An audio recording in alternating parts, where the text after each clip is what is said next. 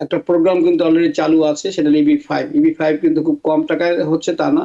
এটার পরিমাণ এখন 1.05 মিলিয়ন অথবা 800,000 যদি আপনি টিএ টার্গেটেড এমপ্লয়মেন্ট এরিয়াতে যদি করেন, ইনভেস্ট করেন এবং 10 জন লোকের চাকরি নিশ্চিত করতে পারেন অথবা চাকরি হবে যে সেটা বোঝাতে পারলেই আপনার গ্রিন কার্ড পেতে পারেন, আপনি আপনার পরিবার সহ এবং যারা ছেলে মেয়ে আছে 21 বছর নিয়ে তাদের সহ। $5 million not a matter of joke, but অনেকের হাতে এটাকে আবার অনেকেই খুবই কম টাকা। তো এনিওয়ে, আমাদের EB-5 প্রোগ্রাম যেটা আছে এটা কিন্তু কম বেশি সাকসেসফুলি চলছে। তাদের যারাই $5 মিলিয়ন নিয়ে আসবেন তাদেরকে সেই টাকাটা অবশ্যই they have to put that money at stake. কোন ইনভেস্টমেন্টের মধ্যে দিতে হবে যে ইনভেস্টমেন্টে তারা লুজ করতে পারেন। গোল্ড কার্ড প্রেসিডেন্ট ট্রাম্প ঘোষণা দিয়েছেন।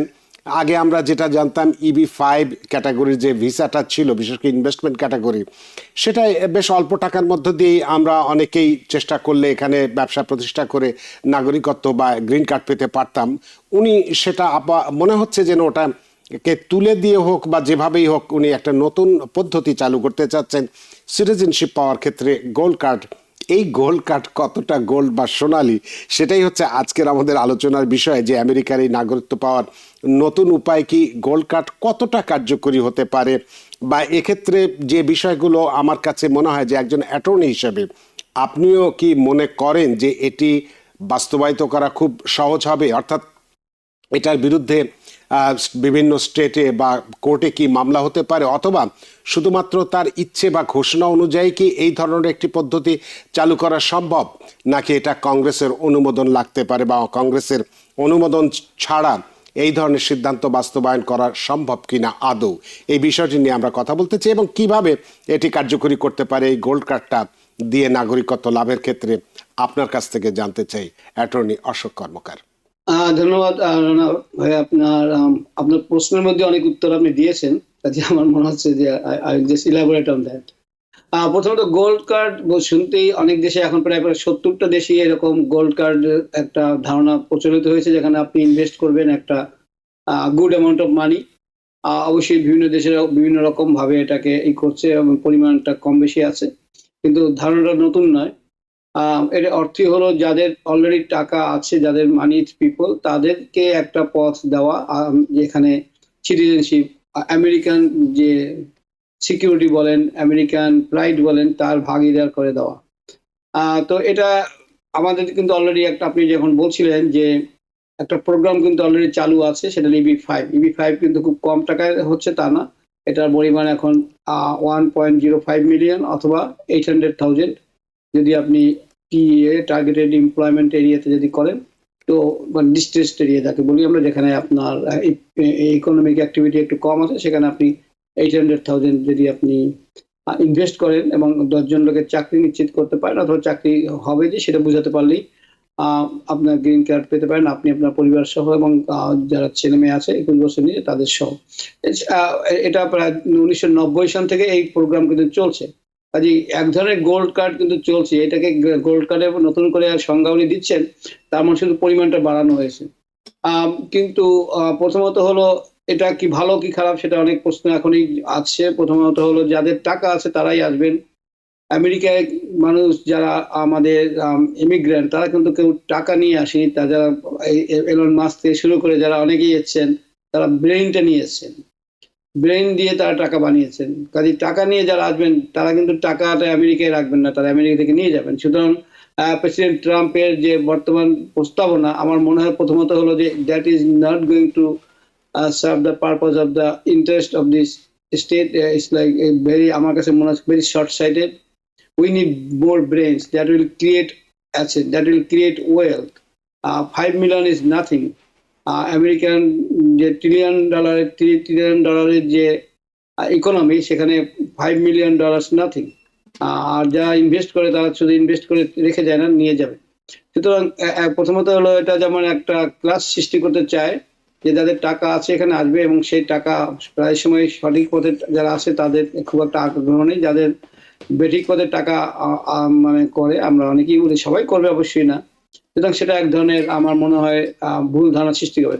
সেকেন্ডলি, যেটা সবচেয়ে ইম্পর্টেন্ট, যে president himself can do it, can president himself do it bypassing the Congress. Answer is no. প্রেসিডেন্টের অনেক ক্ষমতা আছে, কিন্তু প্রেসিডেন্টের অনেক ক্ষমতাই নেই।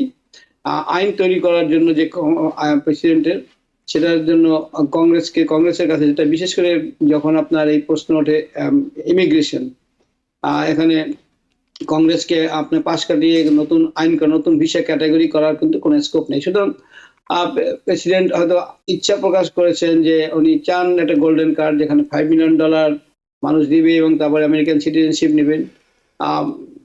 ইট সাউন্ডস ভেরি গুড অনেকের কানে, আমার কানে অবশ্যই না।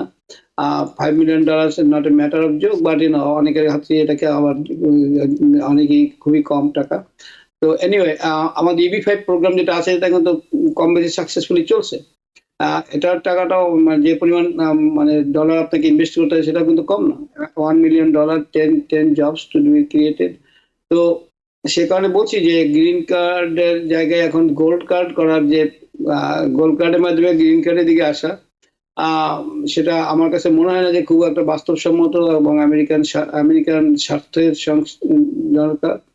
বরং প্রেসিডেন্ট ট্রাম্প যেটা আগে বলেছিলেন যে উনি যারা আছে, মেরিট যে স্টুডেন্ট, মেরিটোরিয়াস স্টুডেন্ট গুলো যারা আছে বিভিন্ন সময় আমেরিকা এসছে, তাদের জন্য একটা পথ খুলে দাও, সেটা অনেকটা ভালো হতে পারতো। কিন্তু আরেকটা জিনিস আপনার বলি, যে অনেকেই কিন্তু কংগ্রেসকে বাইপাস করে সুবিধা দিতে চেয়েছেন। প্রেসিডেন্ট ওবামা কিন্তু ডাকা করেছিলেন না, ড্রিম অ্যাক্ট যেটা করেছিলেন যারা এই দেশে অনেক ছোট বয়সে এখানে ছিলেন তাদের জন্য, কিন্তু সেটা কিন্তু আপনার গিয়ে এখন থমকে গেছে। কারণ হলো আলটিমেটলি ওই একই কিন্তু প্রশ্ন এসছে, সেটা হলো যে আপনি কংগ্রেসকে বাদ দিয়ে, কংগ্রেসকে পাশ কাটিয়ে চেষ্টা করছেন একটা ইমিগ্রেশন সুবিধা দিতে। যদিও আমি মনে করি ডাকা যে মানে দাবি, যেটা যারা এসছে অনেক কম বয়সে, তাদের দাবি সবচেয়ে যৌক্তিক এবং সবচেয়ে অমানবিক, তাদেরকে ঝুলিয়ে রাখাটা। I have been always a proponent of that. I always a supporter of Dhaka people because they came over here. They are American people. They have no state to go back. They do not know any other country. যারা যে দেশ ছেড়ে আছে সেই দেশে তারা যেতে পারছে না, যাবে না, এবং এই দেশে তার জন্মগ্রহণ শুধু এই দেশে করেনি, আর সবই তো এই দেশেই তাদের। তাদেরকে আটকে রাখা এটা সবচেয়ে অমানবিক এবং আনফেয়ার আমি মনে করি। যেটা প্রেসিডেন্ট ট্রাম্প বারবার এটাকে করছেন। আমার মনে হয় এর বাইরে অনেক প্রোগ্রাম আছে, ছোটখাটো প্রোগ্রাম আছে, যেখানে 21 বছরের নিচে যারা এই দেশে আসে তাদের জন্য কিন্তু অনেক, যারা বাবা মার দ্বারা অ্যাবিউজড হয়, তাদের জন্য যেমন আপনার অনেক সুবিধা আছে গ্রিন কার্ড পাওয়ার, কিন্তু যারা বাবা মার সাথে ছিল সেটা তাদের ইচ্ছে আসেনি, তাদেরকে আপনি পানিশ করছেন শুধুমাত্র তাদের বাবা মাকে তাদেরকে নিয়ে এসেছিল বলে। আর যারা বাবা মা ছেড়ে এসছে বা আসতে হয়েছে, তাদেরকে আপনি গ্রিন কার্ড দিচ্ছেন 21 বছরের নিচে হলেও। আর এদেরকে, সুতরাং সবকিছু মিলে এই গোল্ডেন কার্ড আমি বলবো এটা এক ধরনের অধরাই থেকে যাবে। এটা আলটিমেটলি এটা বাস্তবায়ন হওয়ার মতো কোনো কারণ আমি দেখি না। তবে এটা যদি হয়, অনেকেই হয়তো সুবিধা পাবেন, কিন্তু আমার মনে হয় না যে এটা নিয়ে খুব একটা মানে মাস পিপলের জন্য খুব একটা উপকার হবে বলে মনে হয় না আপনার কাছে। কারণ যদিও আপনি বললেন যে EB-5 এর ক্ষেত্রে ইনভেস্টমেন্ট ক্যাটাগরিতে 800,000 বা $1 মিলিয়ন মধ্যে যে সমস্ত অনেকেই হয়তো এটা করতে পারে, কিন্তু আমার প্রশ্ন হচ্ছে যে প্রেসিডেন্ট ট্রাম্প যেটা বলেন উনি মনে করেন যে সেটা অবশ্যই বাস্তবায়িত হতে হবে। ওনার এরকম একটা মানে ভাব আছে, বা উনি যেটা মনে করেন সেইভাবে যে আমি যেটা বলবো সেটাই আইন, সেটাই কার্যকরী হতে হবে, না হলেই একটু খেপে টেপে যান আর কি, এরকম অবস্থা আর কি। তো সেক্ষেত্রে আপনি যেটা বললেন যে EB-5 এর ক্ষেত্রে যে 10 জন মানুষের মানে ইনভেস্টমেন্ট ক্যাটাগরিতে 10 জন মানুষের কাজ দেখাতে হয়, বা একটা সার্টেন পিরিয়ড পর্যন্ত ব্যবসাটা চালাতে হয়, এই ক্ষেত্রে যে গোল্ড কার্ড যেটা উনি বলছেন, গোল্ডেন কার্ড যেটা বলছেন, সেক্ষেত্রে কি ধরনের শর্ত থাকতে পারে? বা এটা যদিও বাস্তবায়িত হয়নি, একজন অ্যাটর্নি হিসেবে আপনার কাছে নিশ্চয়ই এই তথ্য আছে যে যাতে অন্তত একজন মানুষ, আমরা ধরে নিই আমাদের কমিউনিটি বাংলাদেশ থেকে 10 জন মানুষ এই প্রোগ্রামে অংশ নেবে, সেক্ষেত্রে কি ইনভেস্টমেন্ট বাধ্যতামূলক থাকবে, নাকি এমনি আমি $5 মিলিয়ন ট্রেজারিতে জমা দিয়ে দেবো আর অমনে আমাকে কিছুদিনের মধ্যেই আমাকে সিটিজেনশিপ দিয়ে দেবে? কোন ধরনের প্রক্রিয়া এটার ক্ষেত্রে প্রযোজ্য? খুব ভালো পয়েন্ট আপনি তুলেছেন। কিন্তু প্রথমত হলো যে প্রেসিডেন্ট ট্রাম্প কিন্তু গোল্ডেন কার্ডের কথা বলেছেন, কিন্তু যে পুরো যে পরিসর কিভাবে এটাকে বাস্তবায়ন হবে, কিভাবে এটাকে উনি করবেন বা কাদেরকে, মানে এই ইনভেস্টমেন্ট বলতে কি বোঝান।